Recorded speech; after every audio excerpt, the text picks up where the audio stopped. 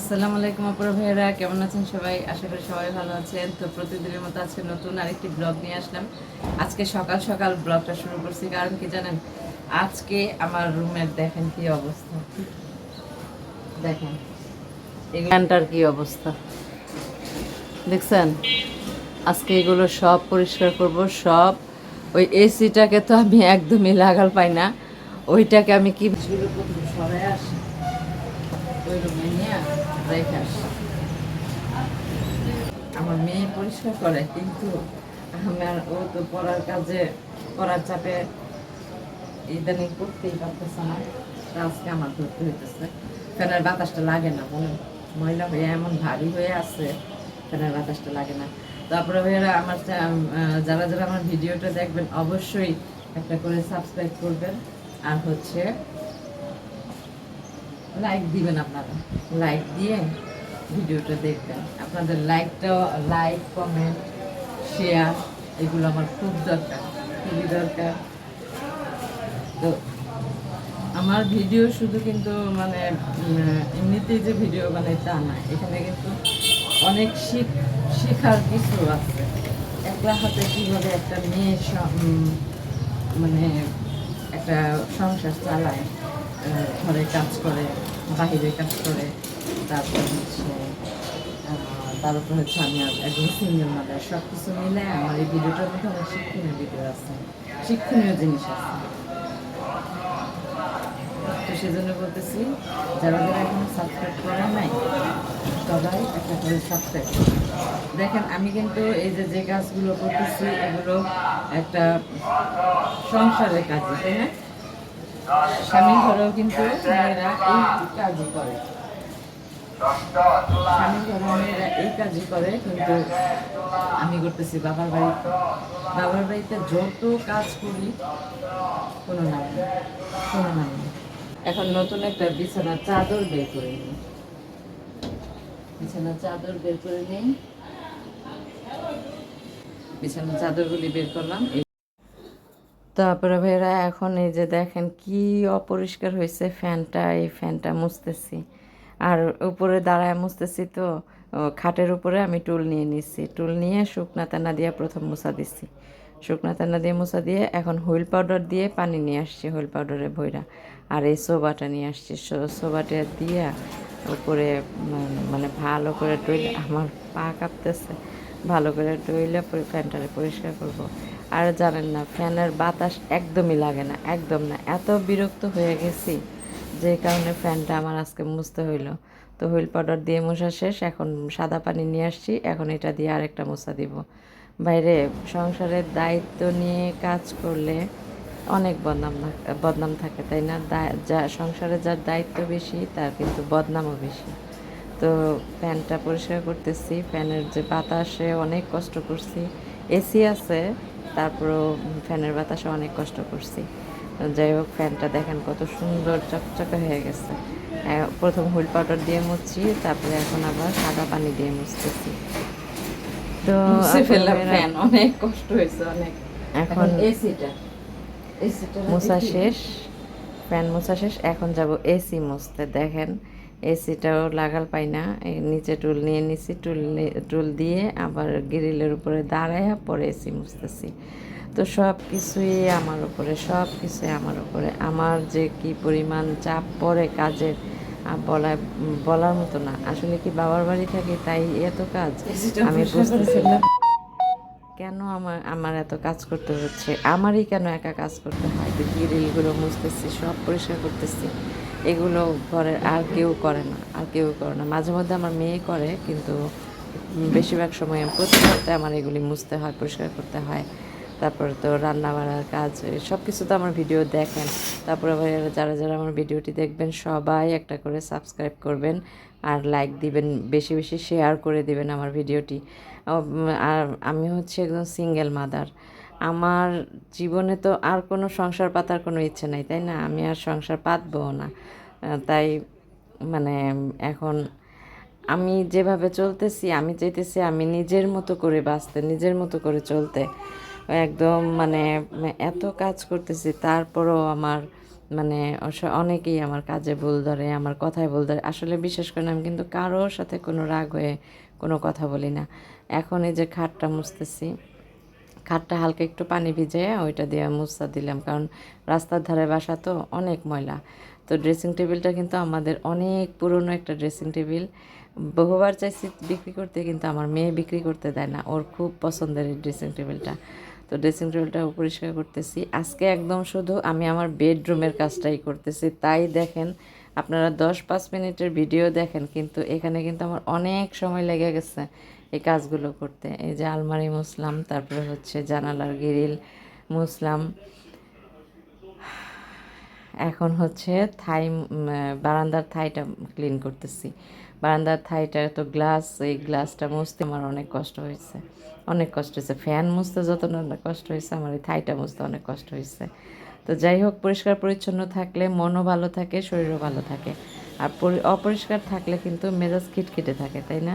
আর একটা মেয়ের কাজই তো এরকম সব কিছু মোছা শেষ, গুছায় কাজ করা। চাদরটা উঠা। ভাই, বাবার বাড়িতে থাকলে 5 জনের মন জোগাড় থাকতে হয়, বুঝছেন? কাজ করে থাকতে হয়। তো কি স্বামীর বাড়িতে কাজ করে না? স্বামীর বাড়িতেও এত কাজ করে না কোনো মেয়ে, আমার মনে হয় না স্বামীর বাড়িতে এত কাজ করে। বাবার বাড়িতে যত কাজ করতে হয়, তারপরেও কারো মন পায় না। আমার আম্মু এমন একজন মানুষ জানেন, সে তার ছেলের বউরে এত আদর করে, এত পছন্দ করে, এত ভালোবাসে যে তার যদি একটা আঙুল কেটে যায়, ওরে কোনো কাজ করতে দেয় না। সব কাজ আমার করতে হয়। ওই দেখেন আমার রসুনও ব্লেন্ড করতে হবে, দেখছেন কত কাজ। বলেন সব, মানে যখন যদি ওর আঙুল কেটে যায় বা একটু শরীর অসুস্থ থাকে, তো আমার অর্ডার দিবে যে তুই এই কাজ কর, অথচ আমি অনেক কাজ করে এসে করছি, তারপরেও আমার পরে চাদরটা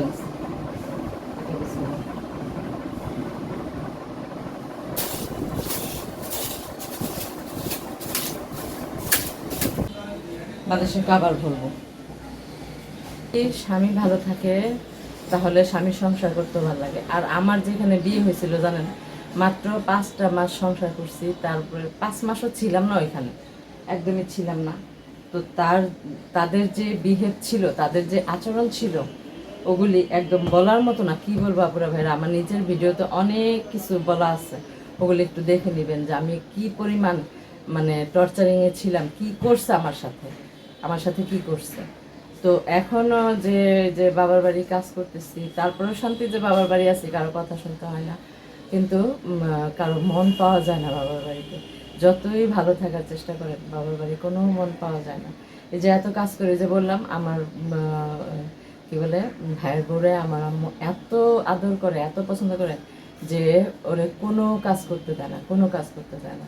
জাস্ট রাত্রে একটু খালি রান্না করে। তাও দেখলেন কালকে আমি রান্নার হেল্প করলাম, কিন্তু এই যে এতগুলি কাজ করলাম, আমার কিন্তু রান্নাঘরে কাজ করে রয়েছে। কী করবো বলে, একা হাতে। আর এখন মনে হইতেছে আমার যদি 10টা হাত থাকতো, সব কাজ করে দিতাম। বউয়ের ভাগ্যটা এত ভালো যে আমার মার মতো একজন শাশুড়ি পাইছে, বুঝছেন? এত ভালো আমার ভাইয়ের বউয়ের ভাগ্যটা।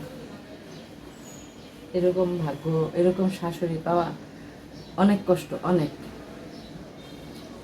আমার মার কিন্তু অনেক কষ্ট হয়, কোমরে ব্যথা, কাজ করতে পারে না, তারপরে দেখা যায় অনেক কিছু কইরা দেয় আমার ভাইয়ের বউ। এই জন্যই বলি আমার ভাইয়ের বউর অনেক ভাগ্য, কপাল গুনে আমার মার মতো একটা শাশুড়ি পাইছে। কাজের বেলা আম্মা অনেক সাহায্য করে, কিন্তু আমি দেই না। সাহায্য করে ঠিকই, আমার করতে ভালো লাগে না আমার মারে কোনো কাজ করতে দেওয়া দেখলে। তো আপনারা যারা যারা আমার ভিডিওটি দেখবেন, একটা করে সাবস্ক্রাইব করবেন, সবাই যেন দেখতে পারে যে একটা মেয়ে বাবার বাড়ি কিভাবে থাকে। আর স্বামীর বাড়িতে যখন একটা মেয়ে থাকে, তখন কিন্তু এত কাজ করে না। আমি এত কাজ করে না, দেখছি অনেক ফ্যামিলিতে দেখছি স্বামীর বাড়িতে একটা মেয়ে অনেক এত কাজ করে না। আমার যেভাবে আমাদের ঘরে কাজ করতে হয়। তো যাই হোক, কষ্ট করতেছি, কষ্টের ফল একদিন আল্লাহ অবশ্যই দিবে, তাই না আপনার মেয়েরা? অবশ্যই কষ্টের ফল একদিন পাবো। আমি মনে করি মেয়েদের যদি ভালো জায়গায় বিয়ে না হয়, কোনো খারাপ ফ্যামিলিতে বিয়ে হয়, সেই মেয়ের মতো কপাল পোড়া আর কোনো মেয়ের নাই। আর ভালো ফ্যামিলিতে বিয়ে হওয়া, ভালো মানুষ পাওয়া, ভালো সংসার পাওয়া, এটা ভাগ্যের ব্যাপার। এটা যাদের ভাগ্য ভালো তারা এরকম মানে সংসার পায়, যাদের ভাগ্য ভালো।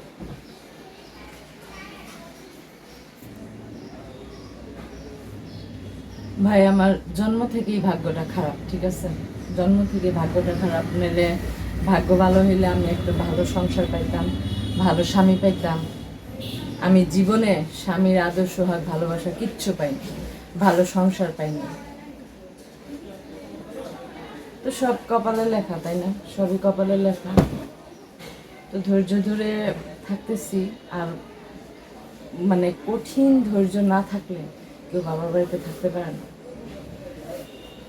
নাইলে ধৈর্য না থাকলে প্রতিদিনই ঝগড়া ঝাঁটি কেলেঙ্কারি এগুলো লেগেই থাকবে। এই জন্য ধৈর্য ধরে থাকি। যেমন কালকে রাত্রে আমি ভাত খাইনি, যে কোনো একটা কারণে আমি রাগ করছি, কিন্তু বুঝতে দিইনি কারণে, বুঝতে দিইনি। আম্মু এসে বলছে কি তুই ভাত খাস না, আম্মু এরা সবাই খাই ফেলেছে। আমরা রান্না করতে করতে রাত্রে 11টা বেজে গেছে। তার আগে আম্মু আর আমার বোন আমার মেয়েরা খাই ফেলেছে। তো আমি খাই নাই, যে কোনো একটা কারণে রাগ করে খাই নাই। অনেক কষ্ট লাগছিল কালকে, অনেক কষ্ট লাগছিল, যে কষ্ট আমি কাউরে বুঝাইতে পারি না।